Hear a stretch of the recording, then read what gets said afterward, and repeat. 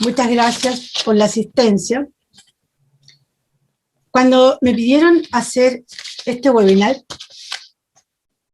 reducir a menos de una hora mucha información no fue fácil, por lo que espero la comprensión en caso de que algunos temas no queden completos.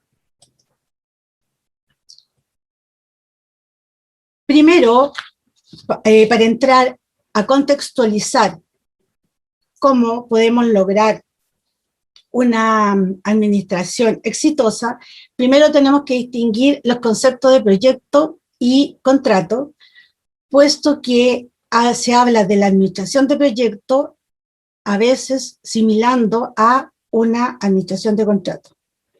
Proyecto es un esfuerzo temporal que se lleva a cabo para crear un producto, servicio o resultado único. Este puede ser una central hidroeléctrica, una nueva sector de minas, hasta se llama proyecto cuando nosotros hicimos nuestras tesis. En cambio, contrato, la definición que está en el Código Civil, que es un contrato, una convención, que es un pacto por el cual se obliga una parte a dar, hacer o no hacer otra. Cada parte puede ser una o varias personas. En la doctrina se ha simplificado este concepto y es un acto jurídico bilateral que crea derechos y obligaciones para las partes que lo suscriben. Se convienen entre dos partes, que puede ser una o más. Una se compromete a hacer algo, construir un servicio, proveer un equipo, y la otra a pagar por ello. Cuando vemos que vamos a hacer un proyecto, ¿qué tenemos que hacer primero? Un análisis de los riesgos que este involucra, después el análisis de coste y presupuestos y cronograma para llegar al valor estimado del proyecto y a la vez después hacer la aplicación a los contratos. Esto enmarcado de la estrategia de negociación, puesto que en algunos contratos se va a necesitar reforzar este tema. Y todo, obviamente, bajo el marco legal. Una vez que se tiene esto definido, se definen las políticas y procedimientos de adquisiciones, las compras internas, las actividades externalizadas, según se requiera, identificar la cantidad y tipo de contratos. Esto es súper importante porque en base a lo anterior se van a distribuir los riesgos en cada uno de ellos. También en esto es súper importante que se obvia es los equipos de trabajo que tendrán por parte del mandante para controlar según el contrato. Y de esto nace el plan maestro de contratos, de lo cual cada uno de estos contratos necesita que sean administrados por una persona que va a tener muchas competencias y debería hacerlo en forma eficiente y eficaz, lo cual no resulta fácil. Este tiene que tener múltiples funciones, saber administrar, no es una tarea fácil, puesto que cada uno de ellos representa al mandante, tiene que estar a cargo de decir los documentos que se van a usar, cómo se van a usar, las reglas generales que tiene que tener, velar por el enfrentar y resolver los desafíos, pero cuando él ingresa a estas funciones, todo el marco documental ya está definido. ¿Qué desafíos tiene que enfrentar bajo esas circunstancias para lograr el objetivo? Evitar los retrasos, obtención de permisos y cambios de ingeniería, puesto que estos van a afectar el plazo. Las obras adicionales que se puedan surgir, que dentro de la discusión para poder ser costeadas, va a afectar también el alcance, la variación, y esto va a afectar los costos. Por otra parte, vamos a tener las optimizaciones de los cambios y métodos constructivos. Esto que va a afectar la calidad, interferencias con grupos de interés, comunidades, vecinos o personas que se oponen al proyecto y obviamente que son los actores. Por otra parte, tenemos las instrucciones del mandante en que nos va a afectar todos esos factores. Y tiene que tener la meta de recuperar el plazo, aceleración, las adendas. Ahora, la administración de contratos, ¿dónde tiene mayor impacto? En esta etapa que es la de ejecución, ¿tenemos realmente injerencia para lograr la administración eficaz y exitosa? Considerando que el administrador de contrato recibe un set de documentos en que tiene que entrar a revisar, puesto que éste generalmente no participó en la licitación.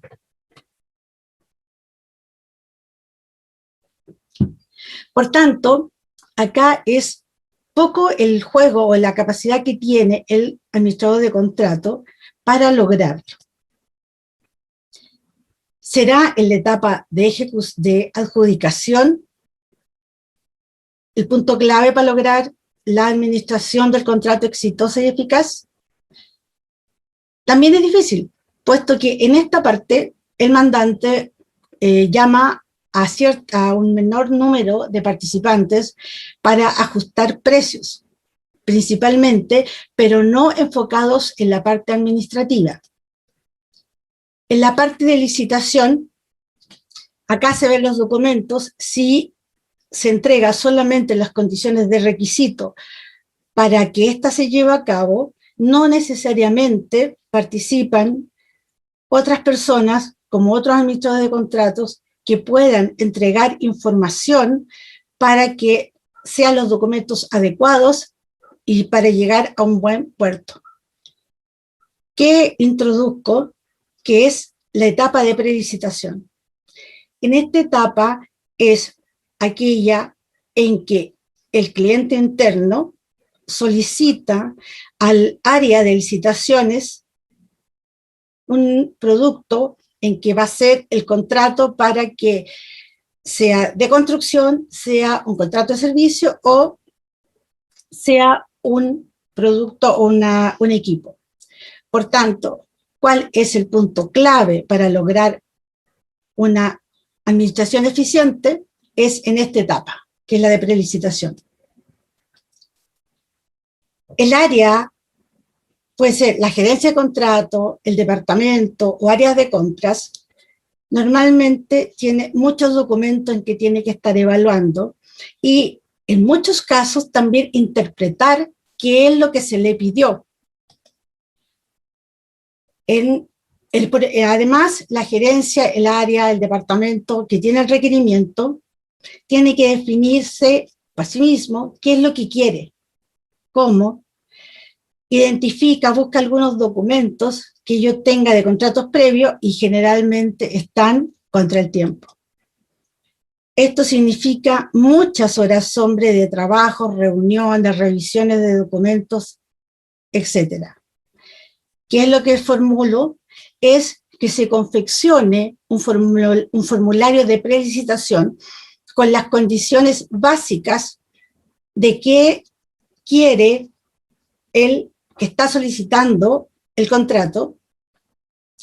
Pueden ver este modelo, así muy sumido, en que haciendo esto, ¿qué vamos a lograr? Primero, se disminuyen las horas hombres de reuniones, se puede lograr claridad en el alcance, en el precio, en el plazo, se obtienen mejores propuestas y a precios menores, pues disminuye la incertidumbre.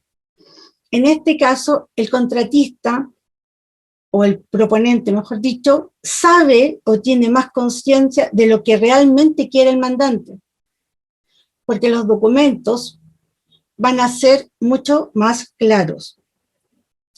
Por lo tanto, la administración va a ser más colaborativa, pues las obligaciones van a estar definidas en estos documentos, de tal manera de van a haber la menor cantidad de controversia entre las partes.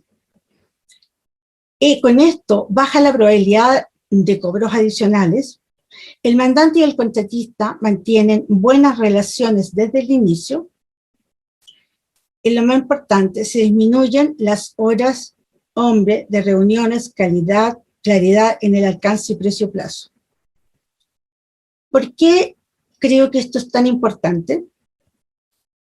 Porque por todos estos factores, el mandante va a tener más claro cuánto realmente va a gastar, no va a tener obras adicionales, por lo tanto va a poder invertir más, lo que va a dar flujo al movimiento de la economía y finalmente eso resulta beneficio para el país. ¿Qué debe tener este formulario? Son conceptos básicos. Porque es una especie de checklist. Algunos de ustedes se estarán preguntando, pero esto es solamente para el punto de vista del mandante. No, porque cuando el contratista recibe, el administrador de contratista, recibe los documentos, puede hacer este checklist para identificar si están todos los documentos que le va a permitir realizar una administración eficaz.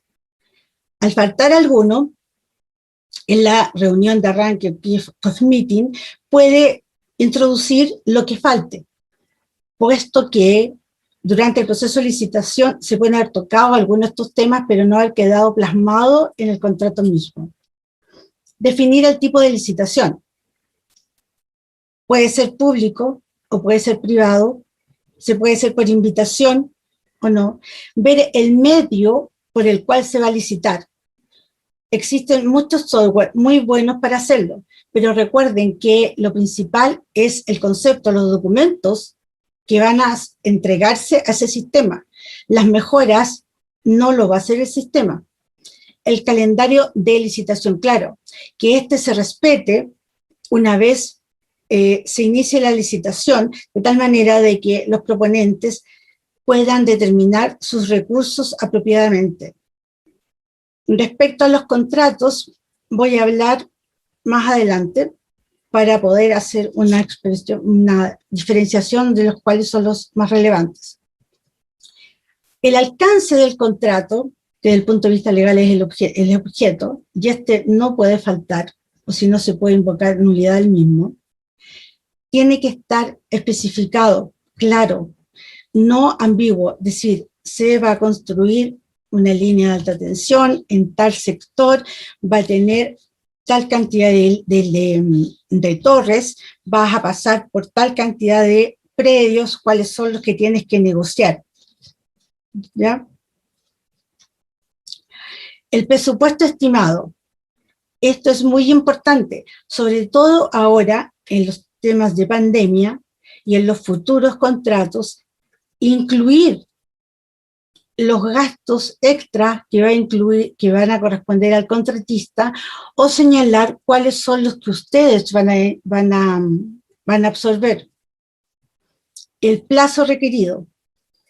Que sea concordante con el plan maestro de contratos que ya vimos, y expresar o decir que en algunos casos no se va a pagar por aceleración, dado que si aceleran un contrato puede interferir con otros, resultando en contra, puesto que el contratista puede exigir mayores costos.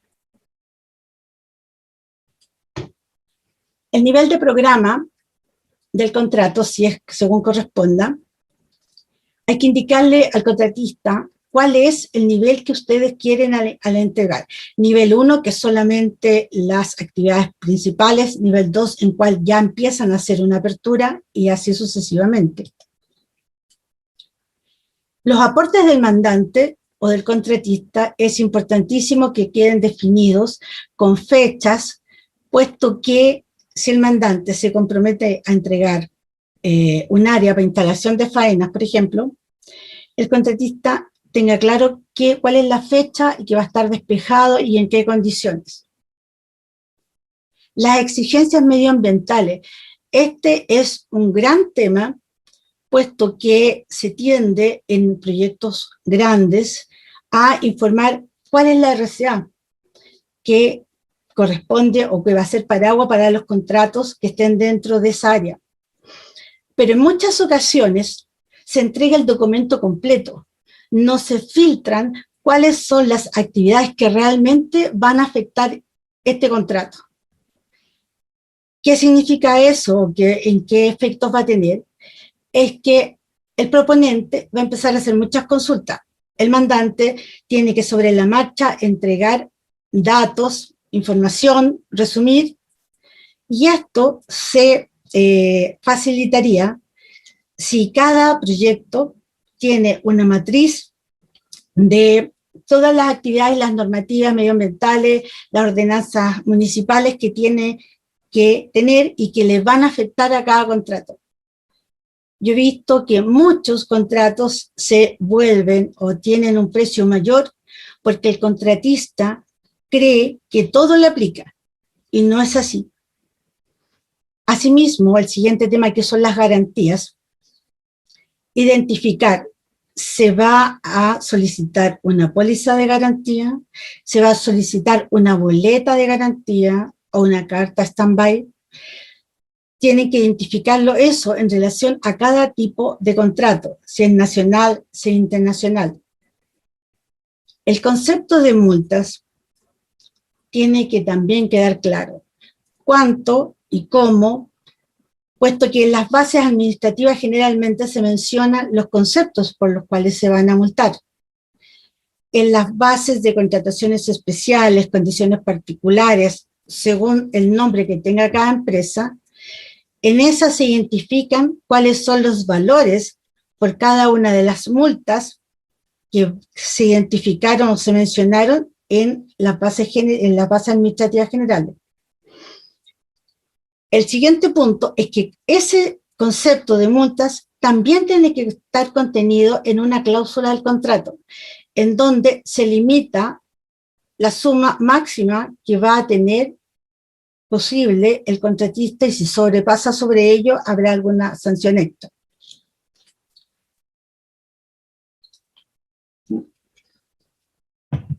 Las pólizas de seguro también tienen que quedar claras cuáles son las que se le van a pedir. Generalmente el proyecto tiene seguros que los van a cubrir, pero no siempre le especifican al contratista cuáles son las que él tiene que tener en relación a las del contrato, solamente el contrato. Esto cuesta mucho que se identifiquen respecto al contrato.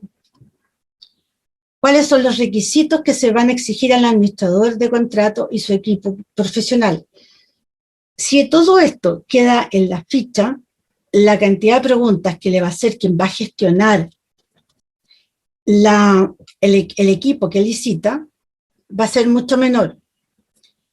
Por otro, el cliente interno o el requiriente del contrato propone una lista de invitados. Debería tener el área de adquisiciones o contratos una lista respecto a cómo se han comportado aquellos a los cuales ellos están invitando y diciéndoles, oye, tal persona o tal no se recomienda porque en los últimos contratos ha fallado. Así, y por otra parte, incluir una lista de validadores. Si el área de operaciones en la que necesita el contrato, definir los rangos, si va el subgerente hasta el gerente, va a aprobar. Si ese contrato va a ser aprobado, esa proposición de contrato va a ser aprobada primero por el gerente de contratos o el jefe de adquisiciones antes de iniciar el proceso, puesto que el área de adquisiciones tiene un programa en que pueden compatibilizar y optimizar los recursos. Teniendo todo esto claro, se pasa a un proceso de licitación, el que permite que el contratista pueda efectuar, como dije, el mejor plazo, las reglas claras, lo cual va a permitir que la administración sea mucho más fácil, eficiente, exitosa para el administrador de contrato. En base, hablando de los contratos, en base a la forma de determinar el precio y pago, nosotros vamos a tener contratos de suma alzada, precios unitarios, administración, open book, gastos reembolsables y otros contratos por tipo y materiales. Nosotros generalmente en los contratos hablamos de suma alzada, precio unitario, pero es una combinación de documentos que no siempre son así, tienen que estar juntos. Por el tiempo vamos a hablar muy someramente solamente de contratos suma alzada, precios unitarios.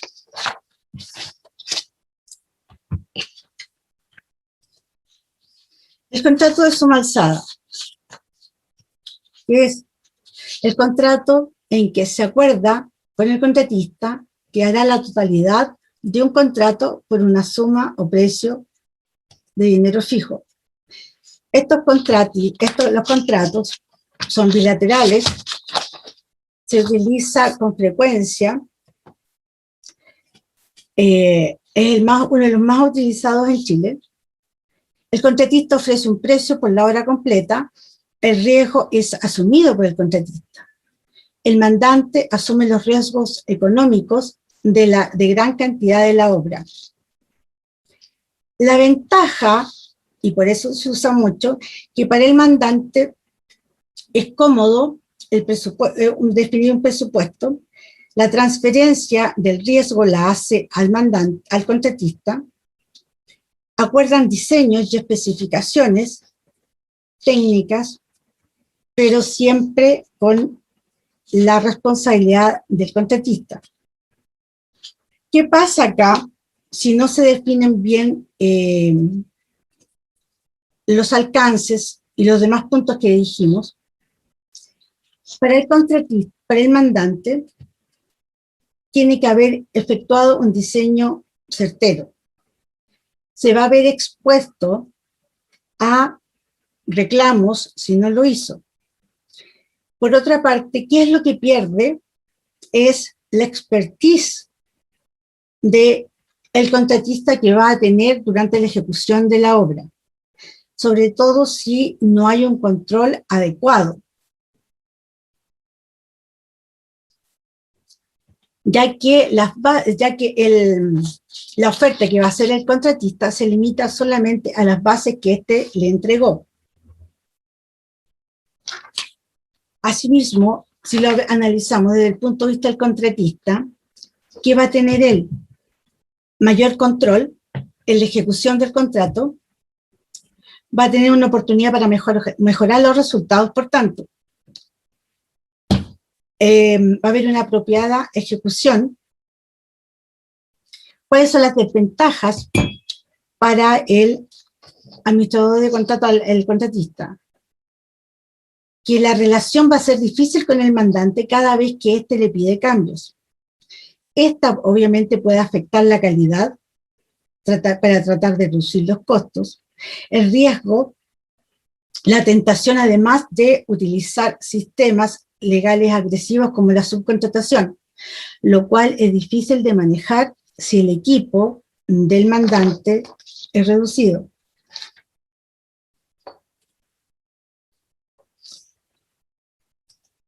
El serie de precio unitario, en este establece que el pago por el trabajo, por el monto, al sumar las cantidades de trabajo efectivamente realizadas multiplicadas por los precios ofrecidos por el contratista y aprobados por el mandante. Estas partidas tienen que haber sido identificadas en la etapa de prelicitación, como les dije. Es súper relevante que esto esté claro. Puedo ser majadera y repetitiva, pero de verdad yo confío y tengo ejemplos en que esta ficha, que en un principio en una empresa particular partió como Excel, ahora está integrada al sistema de información que TI creó especialmente y enlazada posteriormente a SAP. En este caso, la subclasificación que tenemos es que tenemos un precio unitario y hay que identificar si los gastos generales y utilidades están incluidos en este precio o que no lo están. Y en este caso, que le conviene a uno y que le conviene a otro.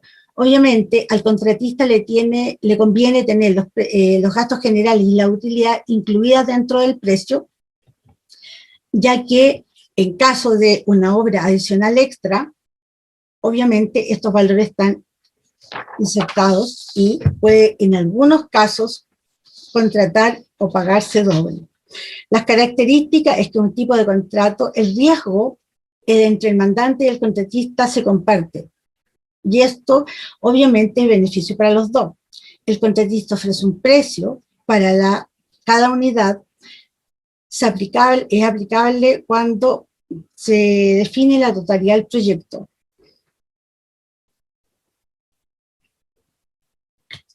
Y también puede considerar gastos generales y utilidades incluidos en el precio, como dije. El contrato de administración en la obra, pagando la totalidad de los gastos, y estos pueden tener un servicio, el contratista recibe un valor fijo o un valor variable para hacerlo esto. ¿Cuáles son las características?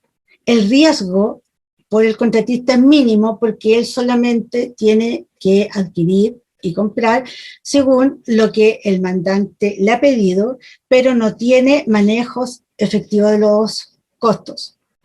El mandante paga los costos de la obra, fijo o variable. Si no existe un costo máximo estipulado, la mayor parte del riesgo la soporta el mandante. Por tanto, es importante que esto sea acotado. Recuerdo que en un proyecto, en un contrato de administración, que era remodelación de un área de un edificio, uno de los ejemplos era que había que comprar unas sillas para las personas que trabajaban. Pero no se estipuló el nivel de calidad de esta, y en la administración, el que estaba a cargo de la administración del contrato, compró una mucho más cara que la que estaba estimada en el precio del mandante. Lamentablemente, esto redundó en problemas, reclamos, retrasos, y por el apuro se tuvo que pagar por ellas. Este es el claro ejemplo en que el riesgo lo asume completamente el mandante. ¿Cuál es el tema acá? Es que para poder hacer la administración eficiente, reitero, tienen que estar estos parámetros totalmente definidos, independiente de que sean gastos reembolsables. ¿Cómo definir para que sea eficiente el contrato?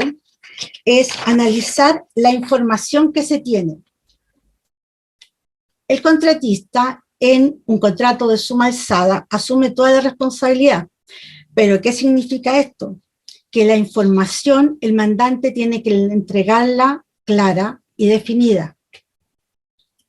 Por tanto, para el mandante, el riesgo es prácticamente mínimo.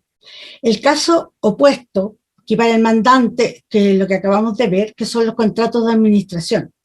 En este caso, el mandante no tiene información detallada, por tanto, va a ser difícil el control de esta, y el riesgo lo va a asumir completamente el mandante.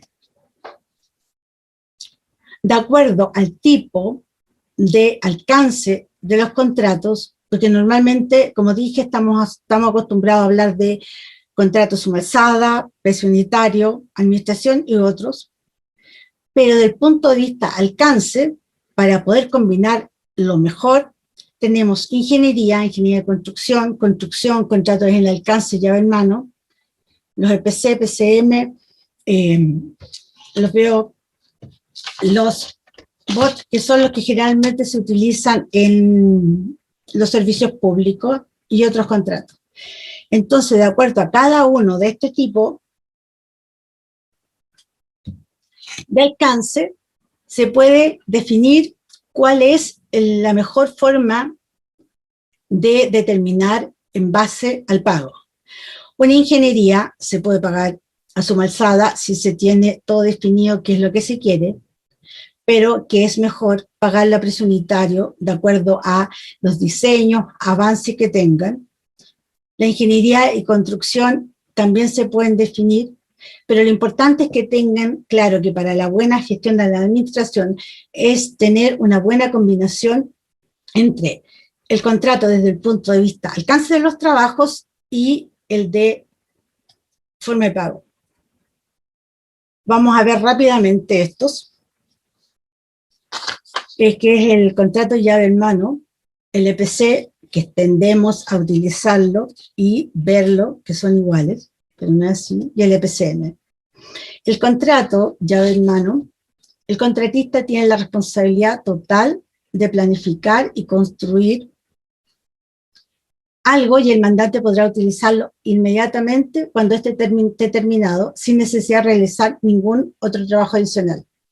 Considera las actividades comprendidas en el término de los estudios de formulación y evaluación del proyecto hasta la entrega de las instalaciones y puesta en marcha.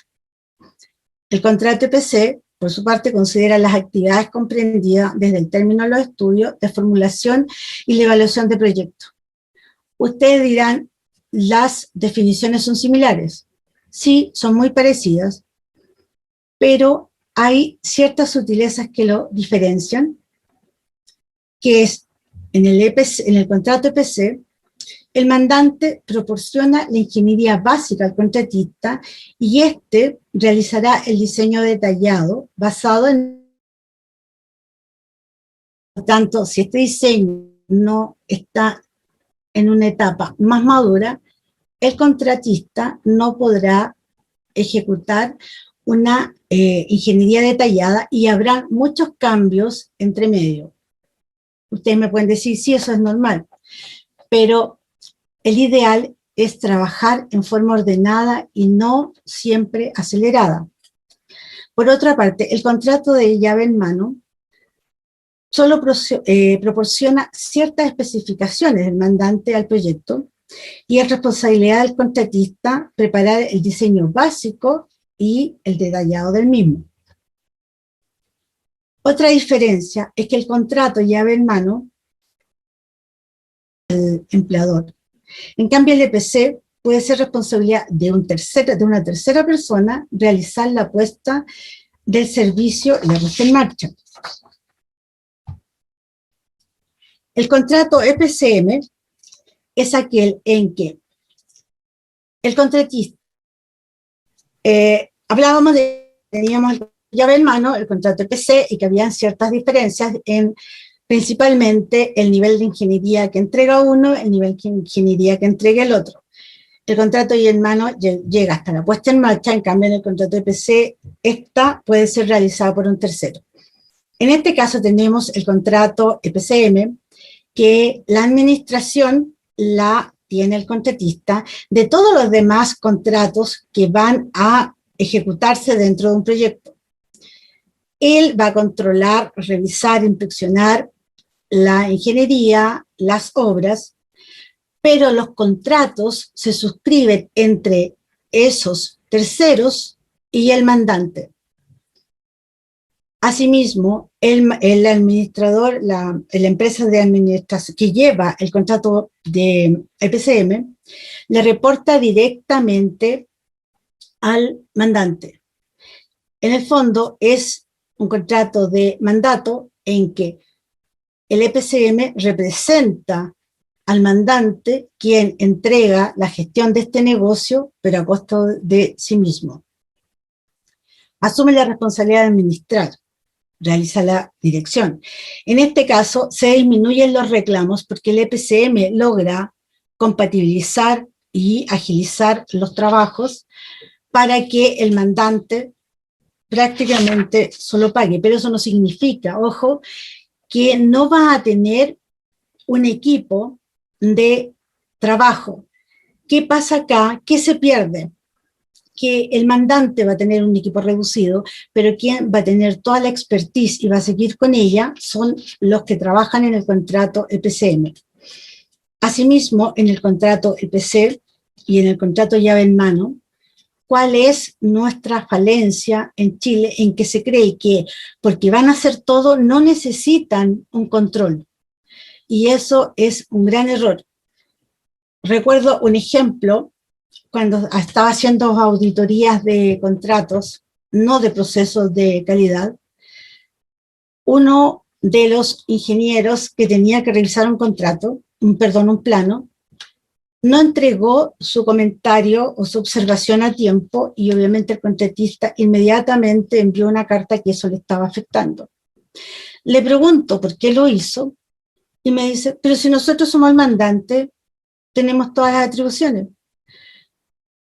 Por eso reitero que es muy importante delimitar las obligaciones y que toda la plana o la estructura del contratista y también del mandante entiendan cuáles son sus responsabilidades y obligaciones. También tenemos otros contratos, que son los contratos internacionales, en que entregan modelos para ejecutar las obras, ya sean estas eléctricas, con detalle o no detalle. Los contratos NEC, que son los que yo creo van a empezar a utilizarse, dadas las condiciones de pandemia que tenemos que trabajar en forma colaborativa, este es el gran ejemplo. Se parte desde un principio trabajando ambos. De hecho, las instalaciones de los últimos Panamericanos que se realizó en Perú, se ejecutó a través de estos contratos que fueron altamente exitosos. El otro contrato que también es relevante son los contratos de los modelos para las compraventas comerciales, en que también existen modelos, los parámetros están definidos y es más fácil llevar a una buena administración. ¿Qué hemos aprendido de lo que hemos vivido este año? Hemos utilizado muchas condiciones nuevas, como son la firma de documentos. Ahora estamos utilizando documentos con firma de electrónica avanzada. Se ha invocado la fuerza mayor y el caso fortuito para eximirse de la responsabilidad. Para ello hemos tenido que crear nuevos precios unitarios, transformar y volvernos a la normalidad. ¿Qué pasa con los contratos suscritos en construcción? Estos son servicios o instrumentos privados. La ley no exige ninguna formalidad, es decir, no necesitan estar firmados incluso porque son contratos consensuales. Nosotros le damos una formalidad. ¿Por qué? Porque son elementos de prueba en caso de alguna discrepancia.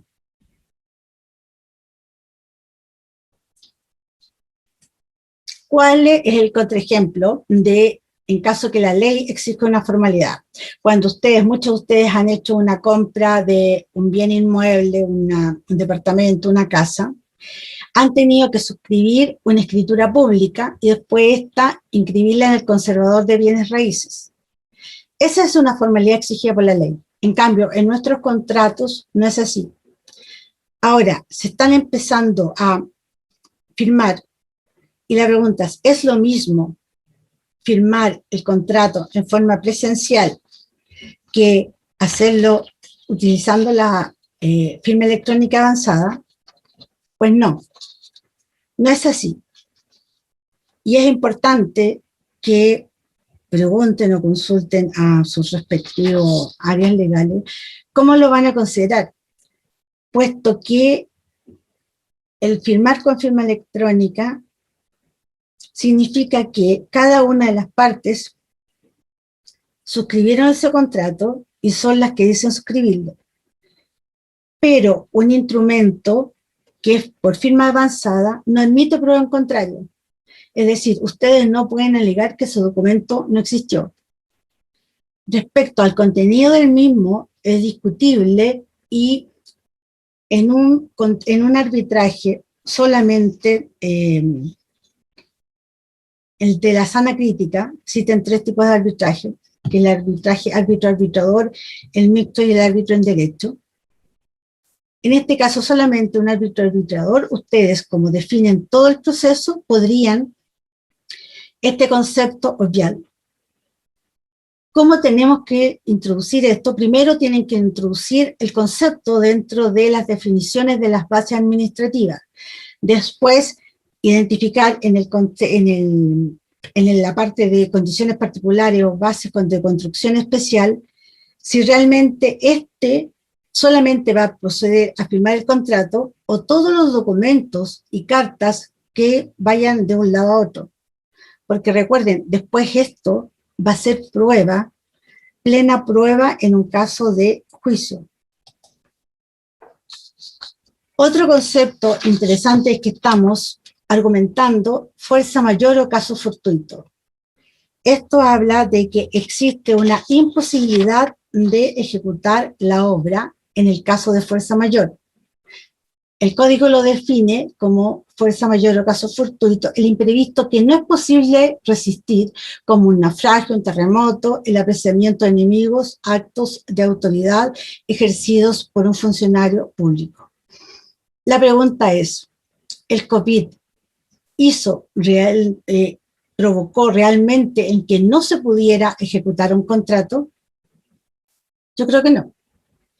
Hay muchos contratos que sí se podían seguir ejecutando, pero el problema ¿cuál es? Que era un costo mucho mayor. Los rendimientos son los que cambiaron. Si antes nos demorábamos, por decir algo, 1 hora en ejecutar una actividad, después o atendiendo a todas las restricciones y cuidados que tenemos que tener con el COVID, lo vamos a hacer más lento. ¿Eso en qué parte o qué teoría legal cae?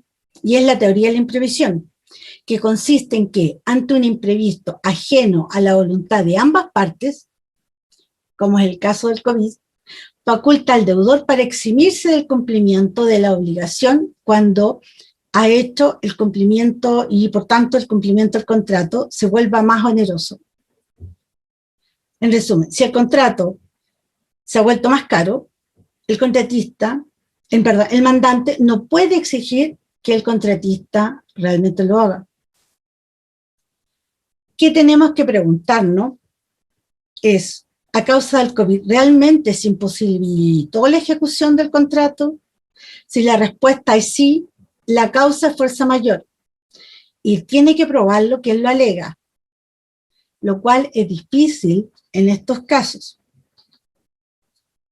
Por otra parte, si la respuesta es no imposibilitó el trabajo, la causa de fuerza mayor no vale, sino implica que el contrato se hace más oneroso. Pero lamentablemente nuestra legislación chilena no tiene considerado este concepto. A diferencia de países de la región como son Colombia, Perú, México, sí señalan qué pasa en caso de que el contrato se hace tan gravoso, pero por un motivo externo a ambas partes, y tienen que cumplirlo. El mandante lo obliga a cumplir. Esto es un tema difícil de tratar, porque como reitero, no está en nuestra legislación. Por tanto, nosotros tenemos libertad contractual, puesto que estos son contratos atípicos. ¿Qué quiere decir esto? Que no están definidos en el Código Civil y nosotros podemos introducir modificaciones siempre y cuando no vayan en contra de las buenas costumbres, la ley. El Código francés ya introdujo hace poco cambios respecto a esta normativa. ¿Por qué lo menciono? Porque el Código Civil chileno se basa principalmente en el Código francés. ¿Cuáles son las condiciones que éste ha dicho? Primero que debe haber una discusión entre las partes. Cuando sucede este caso que el contrato se hace oneroso, primero las partes tienen que conversar. Ver un procedimiento para renegociar, imputando respecto a las obligaciones de cada uno. Si no llegan a acuerdo, tienen que presentarlo ante un juez en que valide realmente qué sucede. La parte agraviada es entendida como la que va a demandar. Pero en este caso puede el juez decidir dos cosas. Que el contrato se formule en términos de hacerse cargo de esa variación de precios, de las circunstancias que lo hizo gravoso, o poner fin al contrato sin que se le cobre o se le exija al contratista costos por daños y perjuicios. Las circunstancias sobre la excesiva onerosidad por circunstancias imprevistas y que no son riesgo del deudor, atiende a la dificultad de cumplir, no a la de imposibilitar el ejecutar la obra. Estos conceptos espero que sean recogidos principalmente y rápidamente en nuestra legislación, porque la fuerza mayor habla de la imposibilidad de ejecutar el contrato. En cambio, en la imprevisión, ¿qué es lo que sucede? Es que existe provoca una exorbitante onerosidad en el contrato. ¿Cómo prevenir las variaciones de costos en el futuro?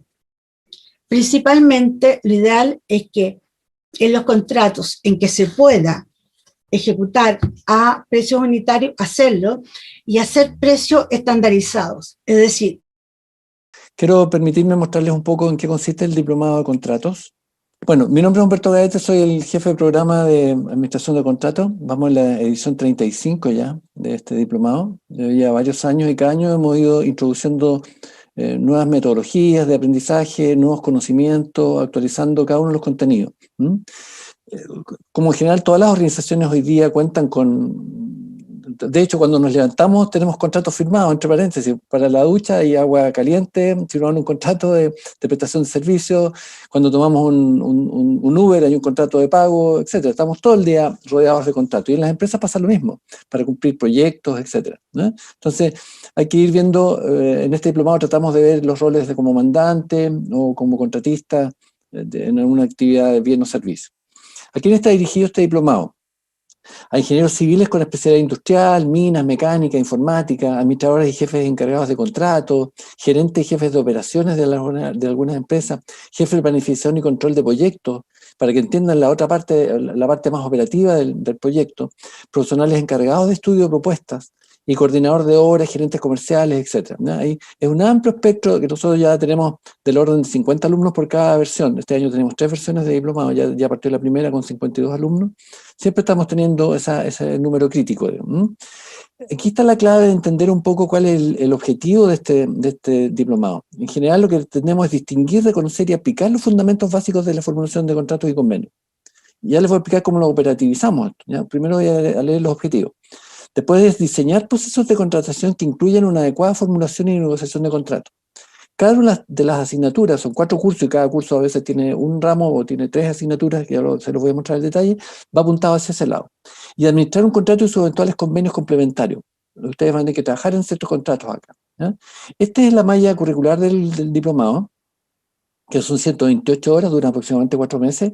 El primer curso, que son 24 horas y da 5 créditos, es marco legal para el diseño de los contratos. El segundo curso son 3 subcursos adentro, gestión de riesgos de contrato de 12 horas, costos, presupuestos y cronogramas de 20 horas, y estrategias de negociación 12 horas. Eso son 44 horas del segundo curso. El curso 3, gestión del proceso de contratación y licitación.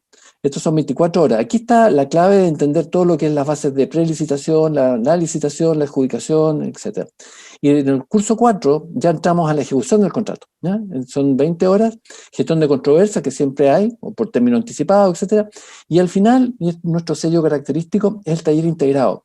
Cuando parten aquí en el primer curso, nosotros les pedimos, formamos equipos de trabajo de 6 o 7 alumnos, y cada equipo de trabajo tiene que proponer un contrato.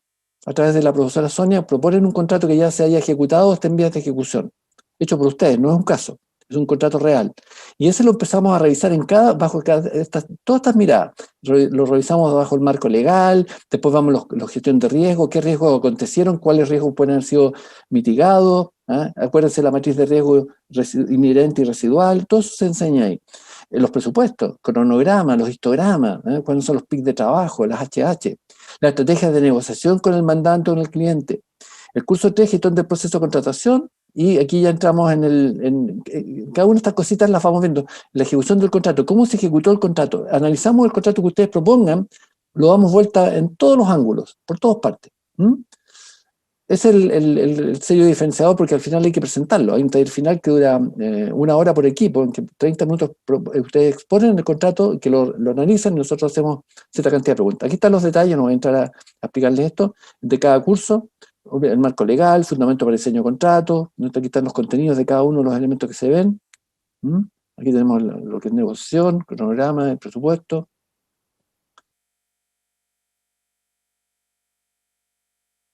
Que se ven con solución de controversias. Y aquí tenemos el taller integrado final, que esta es una clase completa. Normalmente son 2 días, porque son 8 horas que ocupamos en esto. ¿Bien? ¿Cuáles son los elementos diferenciadores de este programa? Tal como decía yo, el taller final es clave para entender, porque en ese estamos obligados, ustedes y nosotros, a integrar el conocimiento. Hasta el año 2019, este diplomado se daba por islas. Veían la parte legal y después nunca más la tocaban. Veían la parte de negociación, nunca más se integraba. Hoy día estamos obligados, ustedes y nosotros, a meter en un solo análisis completo. Es sacarle una radiografía, o si quieren un escáner, al contrato que se está en ejecución y ya se ejecutó no más allá de 5 años. Aquí está el equipo docente. Tenemos de todas las asignaturas, tenemos 2 profesores. En cada uno, por ejemplo, no sé, Carolina Larraín se reemplaza con Javier Sayé y así sucesivamente. ¿Ya? Mario Salmona se reemplaza con Rodrigo Gatica. Cada uno tiene un complemento a base de la experiencia. Los requisitos son título profesional, licenciatura equivalente y a lo menos pedimos 2 años de experiencia. Cuando tenemos dudas, lo que hacemos es llamar al postulante y aclarar si tiene alguna experiencia que a veces no está manifestado en el currículum.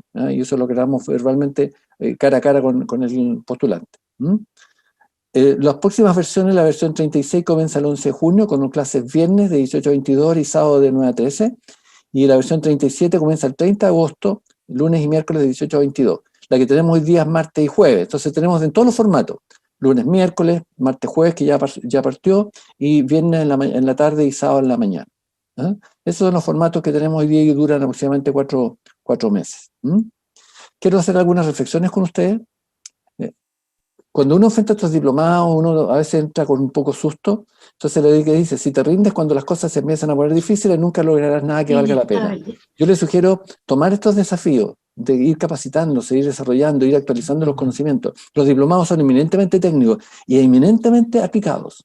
Todos son aplicados. Aquí no hay pruebas de memoria, no, es solo aplicación. Y a base de lo que hablaba Sonia recién, que nuestra legislación a veces está un poco atrasada, dice, la lógica japonesa dice, si hay alguien que puede hacerlo, significa que yo también puedo hacerlo. Si nadie puede hacerlo, significa que yo debo ser el primero.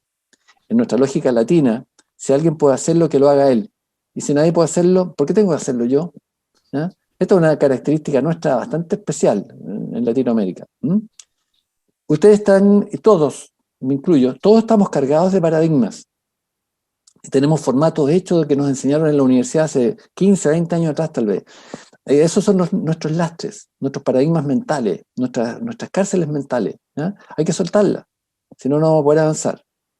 El que aprende y no practica lo que sabe es como el que ara y no siembra. Esto lo dijo Platón hace muchos años, y eso hay que hacer, aprender de los cursos, pero después aplicarlo, y ahí hay que tener la habilidad para explicarlo. Quien quiere hacer algo encuentra un medio, quien no quiere hacer nada encuentra una excusa. Muchos de ustedes pueden haber no venido hoy día al webinar, pero lo hicieron. ¿Ah? Encontraron el medio para estar aquí. Y otros que se inscribieron y no vinieron. Siempre va a haber una excusa para eso, una razón. Muchas son válidas y otras a veces no tanto. Por último, miren cuando uno sabe lo que pasa aquí. Nunca dejes de aprender. Cuanto más sepas, mejor serán tus decisiones. El sujeto no entendió que H2O era agua y se fue para el lado equivocado, pudiendo haber hecho mucho más corto, ¿no es cierto?, su solución al problema de la sed. Así que eso, Sonia, no sé si quieres mostrar la última PPT que te faltaba y entramos a las preguntas.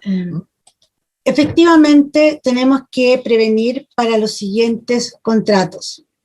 Analizar cuáles son los precios unitarios que vamos a considerar. Dejar precios unitarios pandemia, precio unitario, situación normal. ¿Qué es lo que va a cambiar en este caso? Principalmente el rendimiento, puesto que recomiendo todo lo que sea gasto administrativo respecto a los procedimientos que exige la normativa sanitaria, dejarlo fuera. ¿Por qué? Porque si vamos a seguir trabajando, después esas otras exigencias, si Dios quiere, vamos a disminuirlas. Entonces, ¿qué nos va a variar? El rendimiento. Vamos a tener ahora trabajos más lentos, por lo tanto significa hacer precios más caros y después menores. Otra importancia son los contratos más colaborativos. Es importante dejar holguras técnico-administrativas. ¿Por qué técnico-administrativa? Porque siempre la parte administrativa se ve al final cuando tú tienes problemas y no has previsto ciertas holguras para poder resolver. El último punto, que son las cláusulas que permitan resolver las controversias. Analicen bajo el nuevo esquema de pandemia si realmente podemos seguir utilizando o no es más fácil arbitraje, que entre paréntesis el mes pasado se actualizó este proceso, mucho más cercano a las normativas internacionales, por lo tanto les recomiendo revisarlas. También nos vamos a juicio ordinario, que es muy lento, y lo otro es que estos dos son posteriores a la ejecución del contrato. Existe otra metodología, otra técnica para solucionar las controversias antes, y es el dispute board, en que un equipo los acompaña mes a mes a resolver las controversias, quedas listo y continúas tu trabajo. Este es costeado por ambos, pero es una buena alternativa. Finalmente, ¿cuáles son las claves para la administración exitosa? Como vimos, primero es, insisto, que exista la cláusula, la etapa de prelicitación, definir los parámetros más relevantes del contrato, que son un checklist que le va a servir también al contratista. Que participen las áreas de ingeniería, las áreas de operaciones y las áreas de contrato. ¿Por qué hablo de áreas de operaciones? Porque ellos después se van a quedar con la obra que se ejecute, dejando holguras técnico-económicas para eventos inesperados. Licitar con documentos sólidos, coherentes y claros. Esto va a ser posible si hicieron si hicieron el checklist que les dije. Actualizar periódicamente los documentos contractuales, nuevas normativas procedentes COVID. Por ejemplo, lo que les dije respecto a la firma electrónica avanzada, como esta, se tienen que incorporar a todos los documentos contractuales, bases administrativas, condiciones particulares, bases especiales de contratación, en el contrato mismo. Y finalmente, que el trabajo sea colaborativo y una comunicación fluida entre los administradores de contratos.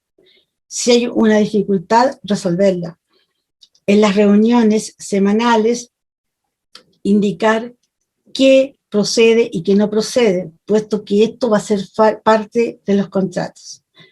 Gracias y disculpen de nuevo las desconexiones, pero en donde vivo, todos estos días BTR se cae, se para, realmente ha sido otro, así que disculpen y muchas gracias.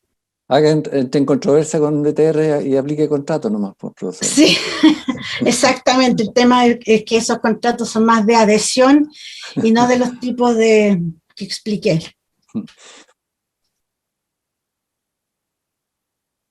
Bien, ahora veremos entonces las preguntas. Tenemos 7 preguntas Perfecto. que formularon los alumnos, los participantes. Sebastián Antimán dice, ¿cómo puede ayudar las tecnologías de industria 4.0 como blockchain, inteligencia artificial o BIM para mejorar la gestión de procurement, adquisición y administración de contratos para proyectos de construcción industrial, en la minería y construcción, contratos tipo EP, EPC y EPCM?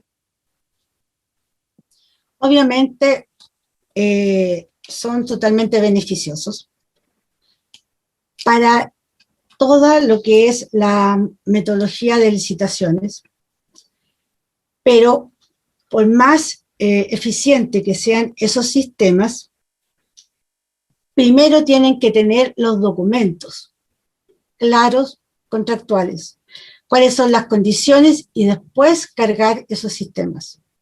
De lo contrario, va a ser muy difícil y van a empezar a utilizarlo y después sobre la marcha van a tener que volver atrás. Gracias. Ok. Pregunta Héctor Acuña. En un mercado pequeño, en cuanto a capacidades técnicas, ¿cuáles son los fundamentos para indicar al oferente el presupuesto estimado? Normalmente el mandante no expone su presupuesto estimado. Tienen que revisar los precios que existen en el mercado y ser honestos respecto a cuál es el alcance que ustedes están considerando si es que no pudieron definir realmente lo que quería el mandante en la etapa de preguntas y respuestas dentro del proceso de licitación.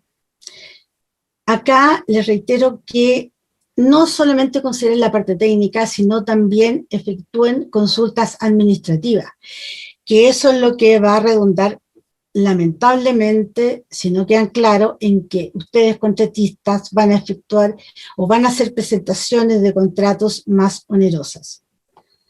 Parte del diplomado, que es uno de costos, ahí enseñan las metodologías de determinación de los precios estimados según el tipo de contrato, ya sea para un contrato minero, sean servicios, sean ingeniería y otros. Okay. Gracias, espero haber respondido a la pregunta. Pregunta de Leonardo Yarzo. En general, ¿qué ocurre si una multa no se cursó inmediatamente después de que ocurrió el incumplimiento? ¿Podría decirse que prescriben, más allá de lo que el contrato en sí no lo indique de manera explícita? No, no prescriben porque son obligaciones dentro del contrato. Lo que sí el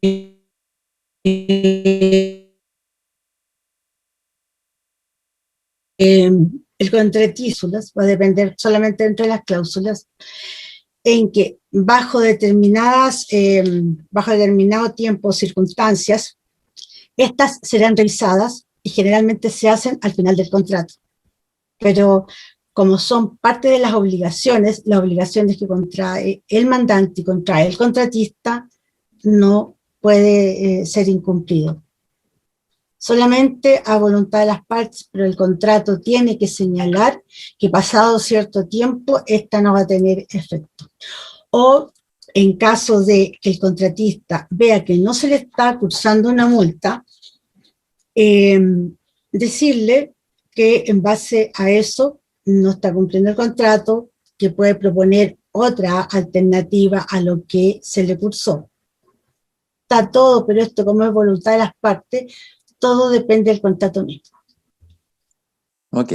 Quiero agregar de que en el curso 1, que se llama Marco Legal para el diseño de contratos, que dura 24 horas, aquí meten muy profundamente toda la parte legal y hacen cuadros comparativos con otras legislaciones, etc. ¿Bien? Otra pregunta de Sebastián Antimán. ¿Qué tan factible se ve el uso de smart contracts, contratos inteligentes, con tecnología blockchain para administración de contratos, EP, EPC y EPCM? Sí, es posible utilizarla sin ningún problema, pero eso significaría introducir mayor personal especializado en los equipos de control. Pero sí es totalmente factible. Ok. Manuel Moscoso pregunta, ¿en qué tipo de proyectos se utiliza el contrato por administración?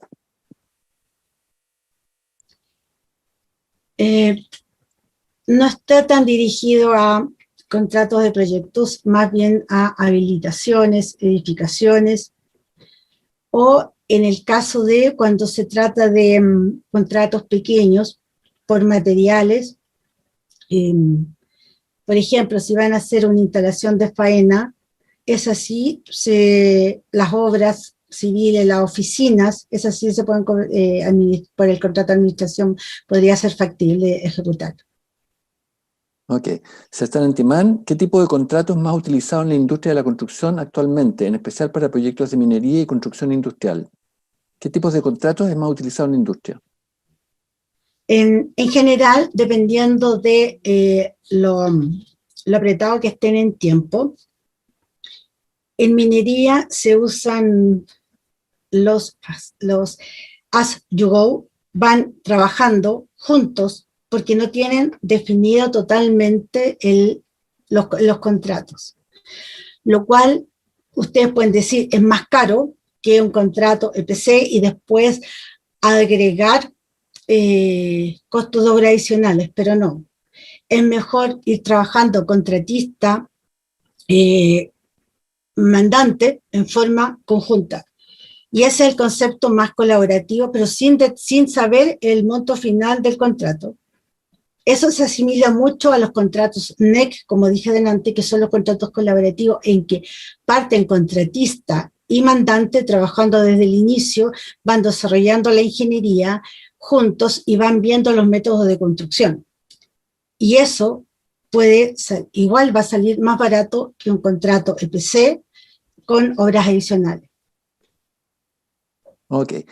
Y la última pregunta, Héctor Acuña, la penúltima en realidad, Héctor Acuña pregunta, está un poco respondía ya en el desarrollo porque la hizo cuando estabas hablando de esto. Contrato firmado en pandemia, ¿aplica igual en un imprevisto la fuerza mayor aduciendo COVID? O sea, entiendo que el contrato ya fue firmado durante la pandemia. Sí, claro, obviamente no va a tener las condiciones que es la imprevisión, que es lo que permite al deudor o al constructor poder eximirse de las obligaciones. Efectivamente, aplica para muchos la normativa que Marcelo, el profesor que hace marco legal, también hizo otro webinar que imagino que está grabado y ahí pueden determinar el tema más legal. Pero recuerden que el contrato de fuerza mayor y caso fortuito se refiere a un concepto en que hace imposible la ejecución del contrato. Si ustedes contratistas lo pueden demostrar, aplica ese concepto. Pero en mi opinión, creo que principalmente en los temas de construcción, el COVID afectó en que se hiciera más lento la ejecución del contrato, pero no imposible de hacerlo, no la imposibilidad de hacerlo. Ok, No sé si la última pregunta, contablemente, ¿cómo se configura y registra el cobro de una multa? Ese es un tema súper complejo. Y tributariamente no están, y eso hace que tributariamente no se puedan hacer ciertas compensaciones. Porque se factura por el monto real de lo que corresponde a esa partida, pero lo que realmente se va a pagar es un precio menor. Entonces, ese delta tributariamente es difícil de manejar y quien se ve perjudicado es el contratista. Ok. Y última pregunta, en realidad esto puede servir para varios, que la pregunta Mauricio Espinosa. Dice, en relación a los requisitos del diplomado, los 2 años pueden especificar qué tipo de experiencia. Si tengo experiencia laboral, pero no especifican los contratos. Soy del área de salud, pero ahora manejo contratos como lo hago para postular. El solo hecho de manejar contratos en este minuto, Mauricio, ya te habilita tener por lo menos 1 año de experiencia en entender la casuística de los contratos, haber participado en bases de licitación, aunque sea de oyente, o participar en las reuniones, ya te da cierto idioma. Yo les quiero manifestar lo siguiente respecto a los diplomados. En general, los alumnos que participan en los diplomados aprenden por 2 vías, por la vía del relator, del profesor, y también por la vía de los compañeros. Entonces, lo que aquí se hace es una gestión del conocimiento, de trasvasije de conocimiento entre uno y otro en la aplicación de los casos. Todos saben algo, y entre todos saben todo. Entonces, esa es la gracia de participar con cierta experiencia, que el alumno sienta que puede participar, que pueda colaborar a su equipo de trabajo, porque nosotros vamos a conformar los equipos de trabajo para trabajar por Zoom o por alguna herramienta. No estamos trabajando por Zoom hoy día, pero si después es presencial, será presencial, y en esos trabajos hay interfase o intercambio de experiencia. Entonces, las 2 vías son importantes. El alumno que aprende del relator y el alumno que aprende de sus compañeros de trabajo, y en la charla final, el taller final que se hace al final del diplomado, que es la última clase, ahí aprenden de todo, tienen la oportunidad de escuchar, si son 8 equipos, van a hacer la de ustedes, van a escuchar 7 análisis más de contrato, y esos son todos aprendizajes 100% para adentro, topón para adentro. Así que eso.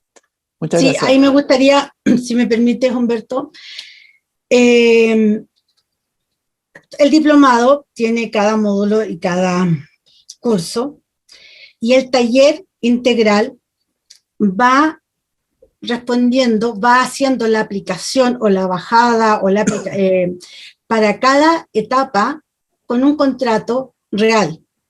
Los equipos están conformados con personas que no tienen experiencia alguna, algunos en contrato, hasta administradores que pueden tener más de 10 años de experiencia. Estos grupos se forman y sobre el contrato van aplicando cada uno y tienen que entregar cada uno de las visiones o aplicaciones. Por ejemplo, identificar cuál es el modelo de contrato que se utilizó, que generalmente sale en la segunda o tercera cláusula de cada contrato, y respecto a la materia pasada, identificar si fue el más apropiado o no. Las personas que no tienen experiencia no crean que no van a aportar, por el contrario. A veces los administradores de contratos de muchos años de experiencia están dentro del bosque y no distinguen un árbol. Y con una pregunta sencilla, que podrían incluso considerar básica, hace ver una perspectiva que enriquece al administrador con más experiencia y aportan más al contrato. Una vez que ustedes terminen el diplomado, les aseguro que van a ver totalmente en forma distinta un contrato, incluso algunos en forma particular, una escritura pública, porque van a entender desde los puntos de vista legales las aplicaciones de las cláusulas que ustedes pueden ver que es técnica, pero detrás hay un concepto legal, sobre todo el tema de las obligaciones, que el contrato no dice exactamente esta obligación es del mandante, esta obligación, sino hay otro lenguaje que es el que se les enseña. No tengan miedo, esto es aplicable a todos. Okay. Quiero hacer la última pregunta que se me quedó, que lo hace Julia Castillo desde Lima y todavía está presente, por eso la voy a hacer. Dice, buenos días, les saluda Julia Castillo, soy de Perú. A la pandemia, bueno, Perú, no dije Lima, pero es de Perú. A la pandemia acá el Estado dio una normativa para la reactivación de las obras. Por ejemplo, se otorgó una ampliación de plazo excepcional. Mi pregunta es, ¿en Chile se dio alguna normativa para estos casos? Hay una normativa que es la Cámara Chilena de la Construcción y algunas mutuales respecto a cuál es el procedimiento COVID. Cuando conversaran los mandantes con los contratistas a absorber eso. Un caso, un ejemplo real, pero es un proyecto minero, en que el mandante primero decidió enviar a todos los trabajadores con un sueldo fijo a estar en la casa, que esos fueron entre 5 y 6 meses para definir qué hacían. Para cubrir estos protocolos y no para la obra, se decidió traer desde distintas partes de Chile al proyecto a través de buses especiales con separación de asientos. Se decidió que hacer un PCR antes, la subida a turno con 72 horas de anticipación, de tal manera que el día que le tocaba subir, esa persona tenía que tener un PCR negativo y tenía que estar por turnos 14 por 14. Si tenía PCR negativo, estaba en el rango de los 14 días, que significa que tú identificas realmente si tienes o no tienes COVID y no infectas, no contagias al resto. Y así sucesivamente, y eso permitió llegar a un avance cercano a la producción que tenía incluso manteniendo dentro de la faena, cada actividad, las distancias correspondientes. También otra medida que se tomó es que se tuvieron que ampliar las áreas de campamento, en donde antes en una habitación podían tener 2 o 3 personas, había una. En las habitaciones que podías tener 6 personas, máximo tenías 2. Además, esa misma empresa reforzó la residencia sanitaria que tiene el lugar más cercano. No puedo mencionar los nombres porque me lo dijeron en forma confidencial, para darle el ejemplo, para que si detectaban a alguien de la faena, que dentro de la faena que también se seguían tomando PCR, lo adquiriera, bajaba a esa residencia sanitaria y cumplía eso. En especial se contrató una empresa externa para que manejara todo esto. Los casinos también distanciaron la frecuencia y hay más turnos que los que habían antes, puesto que se tienen que separar por mesas. Pero ¿qué sucedió? O sea, ¿qué va a influir positivamente en este mandante?